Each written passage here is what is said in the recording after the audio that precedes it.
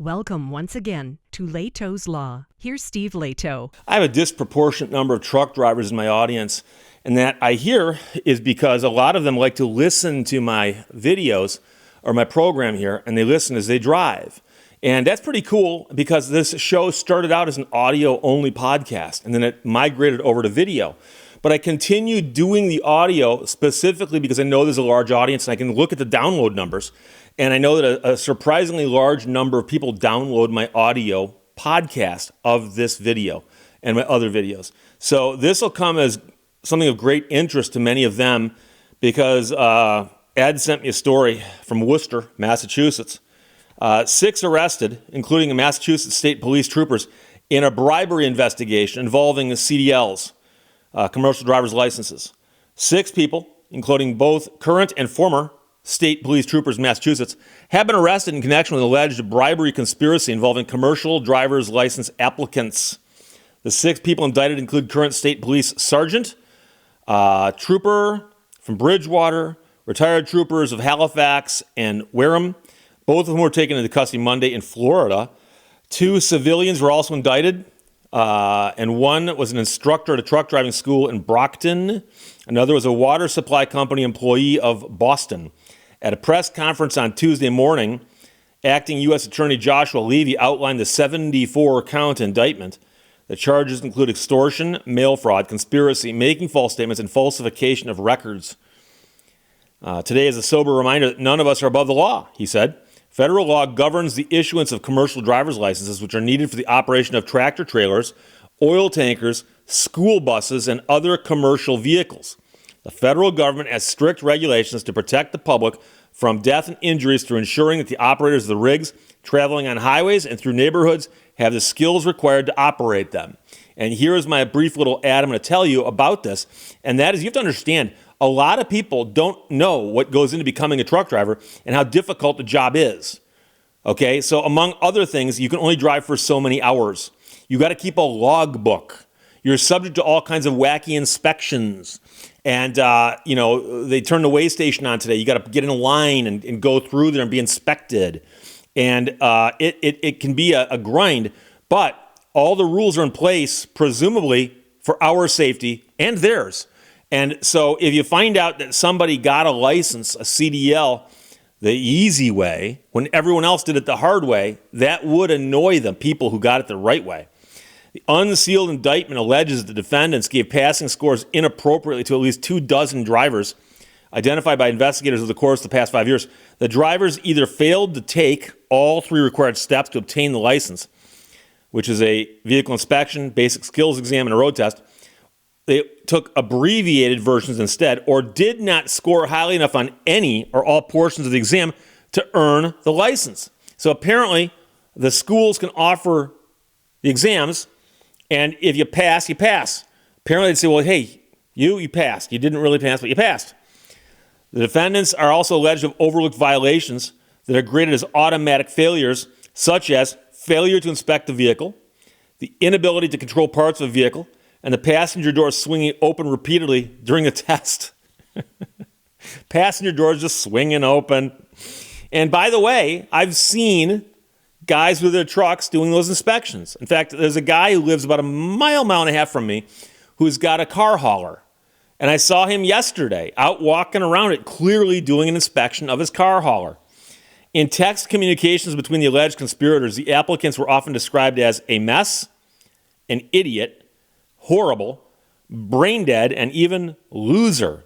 In one text, one man alerted his friend conspirator, and that's what he called him, my friend conspirator, that it looks like the applicant's first time on a truck.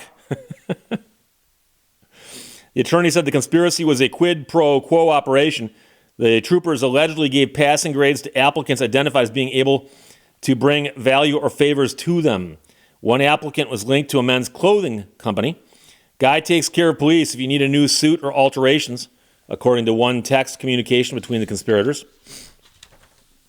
Conspiracy dates back to 2018, and it first included 3 of the 4 defendants, and then a trooper joined the scheme in 2022. They had no regard for the public safety consequences of their actions. One unnamed state trooper conspirator requested a passing grade for a landscaper I need his boss to grass my front lawn, he said in a text thread with another, released in court documents. When the sergeant informed him that he'd passed, he added, I hope your lawn comes out nice. So they're putting bad drivers on the road, but they're getting nice lawns out of it. In referring to a water company employee seeking a commercial driver's license, one man said to another, this kid's an idiot, no idea what he's doing, should be sending strippers. He is stupid, he should have failed 10 times already. Other applicants were inappropriately given passing grades, including the adult child of a former police officer, a firefighter, and a friend of another trooper. In exchange for licenses, they allegedly repaved one man's driveway worth $10,000 and also received a new $750 mailbox, with a concrete stand. The sergeant also received a new $1,900 snowblower, according to the complaint.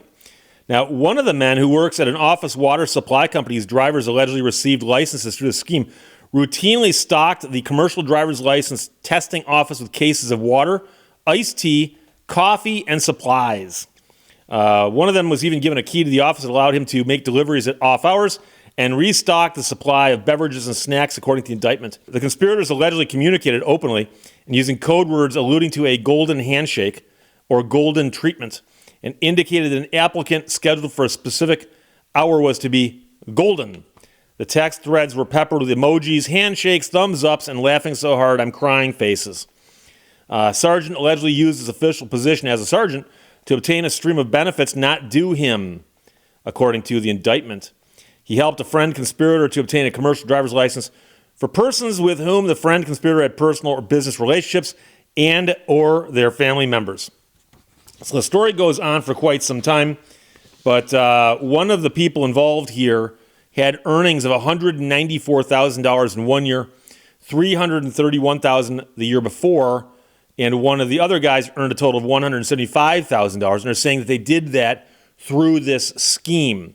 So they have charged a whole bunch of people with this, and it looks like they're going to try a whole bunch of people, and we'll have to wait and see what happens.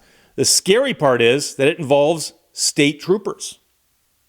And now, I can't speak to all the other states out there, but I've known police officers for local police departments. I've known county sheriffs, and I've known state troopers in the state of Michigan.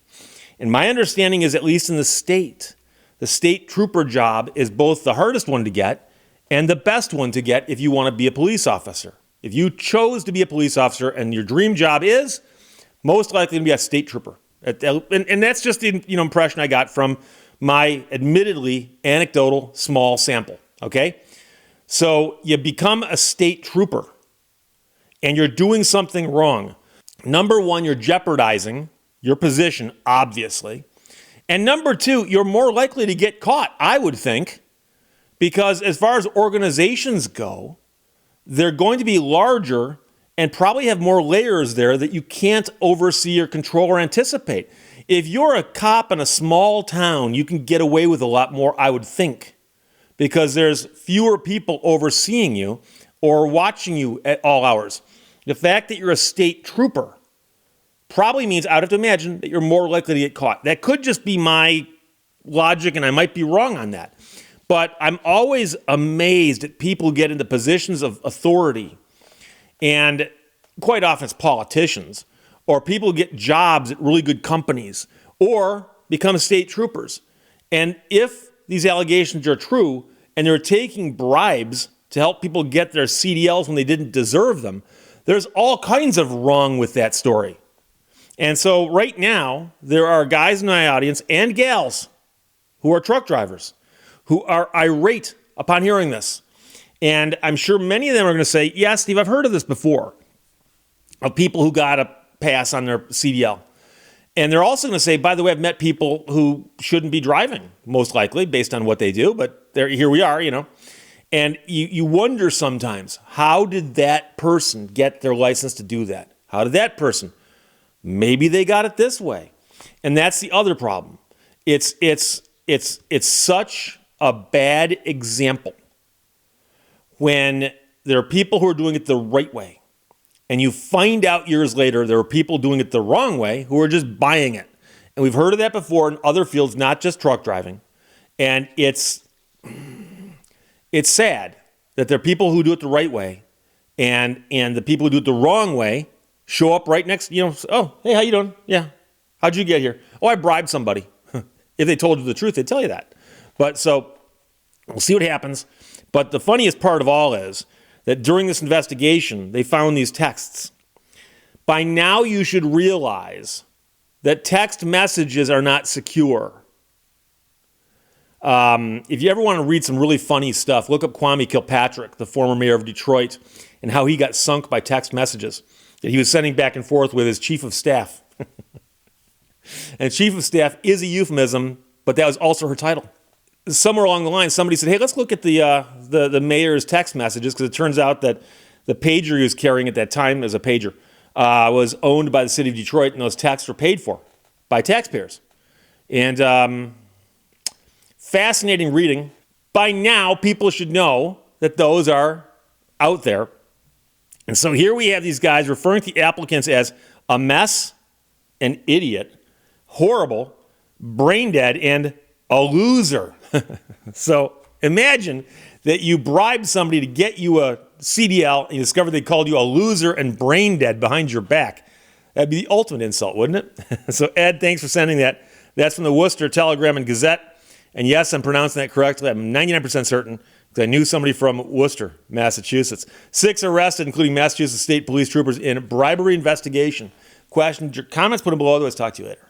Bye-bye. Thank you for watching Lehto's Law. Everyone wants to live on top of the mountain, but all the happiness and growth occurs while you're climbing it.